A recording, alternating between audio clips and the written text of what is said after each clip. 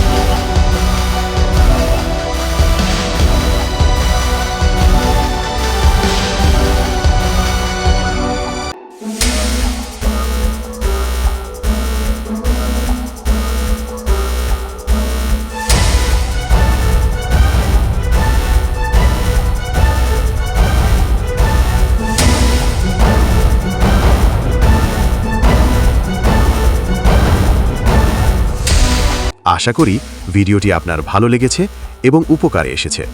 যদি তাই হয় তাহলে লাইক দিতে ভুলবেন না, আপনার মতামত কমেন্টে জানাবেন। আর নতুন ভিডিও পেতে এখনই সাবস্ক্রাইব করে বেল আইকনটা বাজিয়ে রাখুন। দেখা হবে পরের ভিডিওতে আরও নতুন আইডিয়া নিয়ে। ধন্যবাদ সবাইকে।